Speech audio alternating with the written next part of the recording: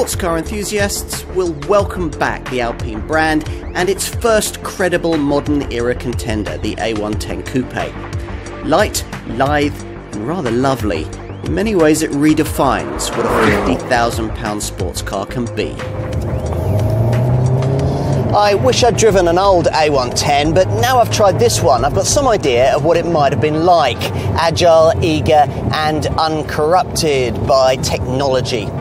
Don't get discouraged that the 1.8 litre twin-turbo engine's 252 PS output's fairly modest for a £50,000 sports car. The super lightweight aluminium platform gives this car the kind of power-to-weight ratio you'd get in a mid-level Porsche 911, costing half as much again. And lightweight, as we all know, is a gift that just keeps on giving. In this case, it catapults you up the road from rest to 62 miles an hour in just 4.5 seconds, which is just as quick as a Porsche 718 Cayman S with 100 PS more, and on to a maximum speed that has to be artificially restrained at 155 miles an hour.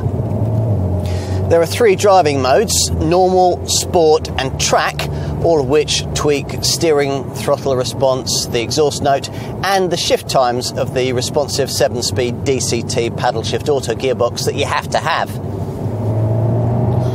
Once you've mastered it all, you can feel really confident at speed in this car on twisty secondaries. Partly because of the responsive steering, which always delivers the intimate connection to the tarmac that this Alpine wants you to have, and partly because of the double wishbone all-round suspension setup, which gives a longer degree of vertical wheel travel, keeping the bespoke Michelin Pilot Sport 4 tyres in better contact with the road surface. The result is a car that breathes and flows over poor surfaces rather than getting upset and thrown offline by them. Cornering's aided by a system that brakes the inner wheels at speed through sharp turns to maximise traction. Plus, there's launch control for Grand Prix-style getaways, a powerful set of Brembo brakes, and an optional telemetric system that allows you to analyse your driving performance in real time and get the most from track days. The A110's pretty everyday usable too, thanks to that supple suspension and reasonable cruising refinement. That lightweight helps efficiency as well. Alpine claims a combined cycle NEDC fuel figure of 44.1 miles to the gallon and a CO2 reading of 144 grams per kilometre. The A110 is based almost completely on the Alpine Vision concept car that the brand showed to the press in Monaco back in 2016. It's an attractive, distinctive thing, though inevitably perhaps not quite as eye-catching as the model that inspired its badging, the A110 Berlinette of 1969, styled by Giovanni Michelotti and recognised widely as one of the most beautiful sports cars of all time. What might that car look like now if it hadn't been discontinued in 1977, but instead had evolved through the decades? Something like this, perhaps? And once inside, well, it's small in here, of course it is. This is a 1-ton sports car. We're not going to say it's cramped, though, because it isn't. Yes, you're positioned on very familiar terms with your passenger, but then that's all part of the experience. Even so, the hard plastic surfaces, the less than cutting-edge infotainment provision, and the preponderance of Renault switchgear will all be somewhat underwhelming for more mature sports car buyers looking for an easy life.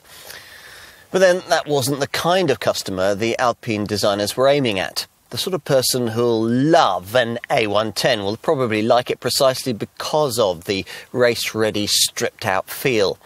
The leather-trimmed, 6-way adjustable Sebelt comfort seats that most customers will want certainly have a very DTM demeanour, and the floating centre console and exposed seat brackets confer a sense of purpose and lightness. You can option in this aluminium passenger footrest if you think your co-driver will need something to brace themselves against as you throw this little sports car about. And the steering wheel features that classic Renault Sport touch, the 12 o'clock marker, here in blue Alpine top stitching.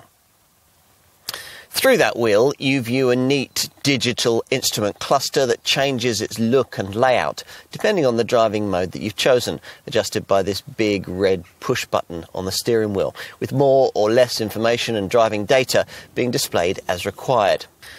Now, we mentioned infotainment. It's provided via this 7-inch centre dash screen, which delivers navigation, a DAB tuner, Bluetooth, and the option of a bespoke focal audio system that's surprisingly good, given that it only has 2 speakers. When it comes to luggage areas, you're reminded of this car's mid-engine configuration, because like nearly all such sports cars, it has luggage areas in both the front and the back. Now, despite the need to accommodate the fuel tank here in the nose section, there's actually slightly more space here. Alpine reckons there's 100 litres and says that there's enough space here to accommodate a couple of airline carry-on cases placed side by side.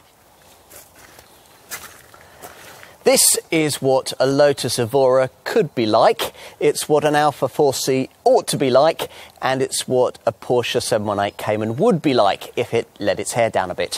What's been delivered here is one of the most rewarding and entertaining cars you can buy at any price. Yes, there are things about it that you may not like, but if you corrected them, this A110 would probably be heavier, slower, and less effervescent. We'll leave the final words to company founder Jean Riddell.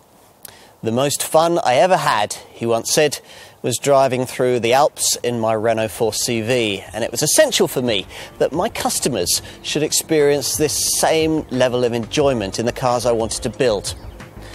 Well, this one delivers on that promise. He would have liked it.